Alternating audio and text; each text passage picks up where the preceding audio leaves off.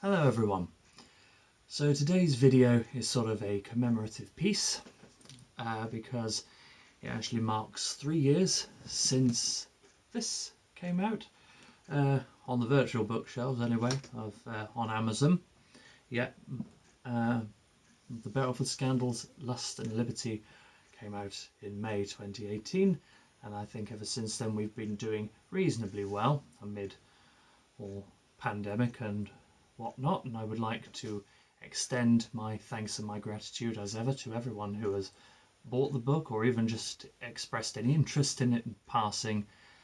Yeah, it really does mean a lot, and I will take a moment to mention, if you have read the book, Amazon reviews, Goodreads reviews, they really do help out. So please, yeah, if you have a minute just to chuck a few comments together, that really would help out massively. In terms of today's video, I put out a poll last week asking if you would like to hear either the first chapter or my favourite chapter from Lust and Liberty, and while it was very close, we are going to be reading the first chapter of the book. The first chapter, which is actually called At the Mausoleum, so it's a wonderfully uplifting introduction to the romantic mystery that follows. So without further comment or ado, I will give that to you now. This is the first chapter of the Berylford Scandals, Lust and Liberty. The seat of the Virrington earldom, a family that had existed for 4 generations, was Beryl Court, a grand and stately mass of brick and stone, the only decoration on an otherwise featureless hill that stood watch over its tenants in the market town of Berylford St. Barbara, Berylford for short, like a gigantic vulture awaiting carrion. The home of the Earl and Countess of Virrington, Lord Wilson and Lady Olivera, a pair who fit the bill of every society romance, a well-decorated former officer who had retired early to take up his noble duties, and a great aristocratic beauty. However, the years had not been kind to either party. While both still in their 30s, both the Lord and Lady Virrington had souls that would welcome the grave were it not for the stubbornness of their bodies. Their hearts had endured many blows over the years, and with the total issue of 7 children, only 4 remained. A recent epidemic of scarlet fever had claimed young lives throughout the county, and in Beryl Court 2 of the Virrington children, Felix the heir apparent, and his brother Augustus, had also fallen victim. Away from public view, behind the attractive veneer of Beryl Court's outer walls, in the house's somewhat neglected gardens, stood the family mausoleum, a massive domed stone heap, wherein the bones of every obscure Virrington relative found their final resting places. There, on this dismal grey October morning in 1793, the remaining household, with their servants and retainers, few as they were, gathered to pay respect and remembrance to the late Virrington children. The Countess, rendered icy and hollow in her grief, clad to the throat in black, her dark locks worn loosely bound and draped over one shoulder, topped with a hat that reflected the latest fashion, cascaded slowly down the line of servants, none of whom dared look at her directly, towards the entryway to the mausoleum. A rose locked between her well-bejewelled fingers. She had not noticed that some of the thorns had pierced her skin, such was her heartache, that she was numb to all other superfluous forms of pain. Following her was her barely adolescent eldest child, Lady Venetia Virrington, and her younger sister by 1 year, Lady Minerva. In both daughters' arms they carried a boy-child each, the newest additions to the Earl and Countess's brood, Spencer, the new eldest son and heir, and the baby, Edward. Lady Virrington stood waiting by the mausoleum door, calmly yet cautiously awaiting her husband, who was yet to appear. There was not a sound but for the occasional hiss of wind as it attacked the nearby trees, or the babbling of the infant Edward, but as the minutes continued to pass, the Countess became more and more unsettled by the absence of her husband. Having had enough of waiting, she swiftly started walking back along the line of servants, the maids all shuddering as she passed, as though she froze the very air that followed her, until she reached a tall and somewhat stoutly built man with narrow eyes, lank blonde hair, and a seemingly permanent scowl. This was George Whitlock, Beryl Court's butler.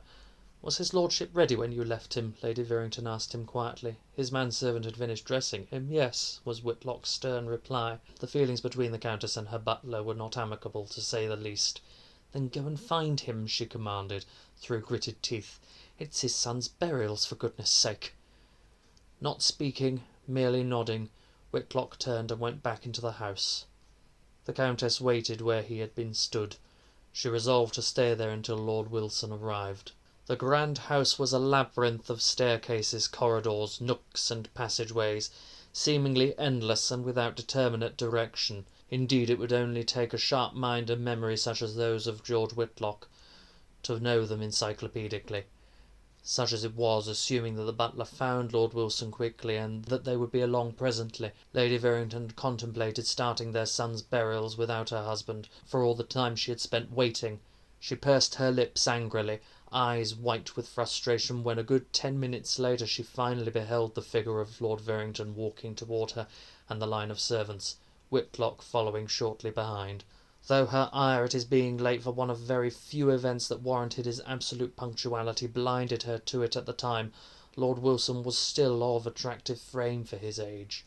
He was not a tall man, standing at no higher than 5'6" or 7, but what there was of him was all but pure muscle. He had a fair complexion, short dark locks, broad shoulders, a flat stomach, and well-shaped legs. Were the occasion different, Lady Virrington would have a mind to recall him in uniform, becoming attire for one of such a build. Black became him just as well, more suitable for the event of the day. Her thoughts could not own any of this good opinion. She was far too annoyed at his tardiness. "At last you deign to turn up to your son's burial," she hissed at him. "On this of all days, Lord Wilson, I expected you to have some compassion, if not for me, then at least for your remaining children. I have nothing to say on the matter, Olivera. If you don't mind, I think we have delayed this deplorable affair long enough." "We," Lady Virrington expostulated, but her husband interrupted her. "Take my arm, my lady. Let us see our boys to rest." She was shocked to see his face was already wet with shed tears. Her mouth still ajar, she hooked her slender arm around his, only then noticing she had shed blood from the thorns of the rose she had been carrying. Caring little about it, she gripped the fabric of her husband's frock-coat and walked at his pace back to the entryway of the Virrington Mausoleum, wherein would lie the mortal remains of their late sons. At 9 and 7 years of age respectively, the young lordship's coffins were small, dark, brass-handled boxes. It had barely entered the Countess's mind that it was her own flesh and blood within them. The mausoleum was otherwise filled with the bones of Virringtons that even her husband had never known or met. This time it was 2 of her sons, born from her body and suckled at her breast. Such was the risk of betraying her emotions that Lady Virrington clutched her husband's arm tightly and bowed her head so her eyes met only the ground on which they stood. She dared not look up as the pallbearers brought forth the caskets and stopped by the Earl and Countess. Lady Virrington kept her head averted downward until her husband whispered, "My lady, my dear, the rose." She sighed heavily. It was her only duty for the entire ceremony. Still clasped betwixt her now blood-stained fingers, she slowly and almost reluctantly placed the flower atop the coffin of one of her sons.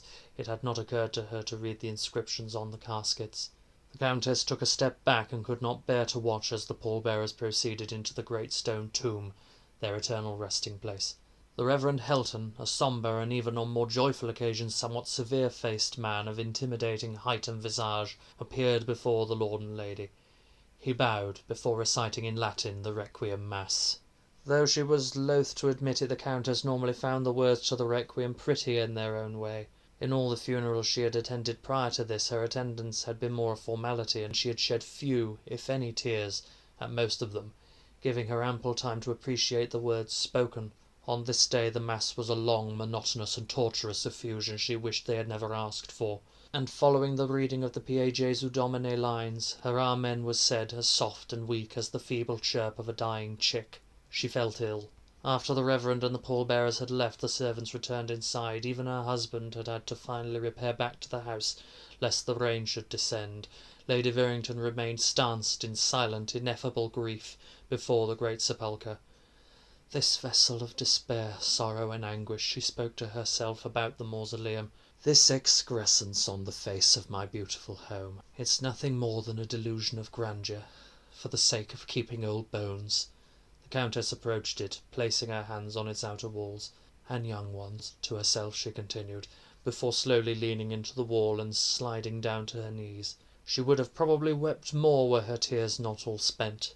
Instead she could only gasp, wheeze, and sniffle, the expressions of a mother's pain for the loss of not just one but two of her children she could still muster.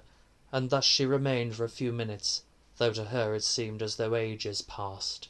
She heard a distant chiming from the church. The hour had struck, and sooner or later it would be time for her to dine. It mattered not whether she wanted to eat or not. It mattered only that she attended dinner at all. Pulling herself together, as much as she could anyway, she rose to her feet, sculpted her facial expression to extinguish all sign of mourning, and returned to the house.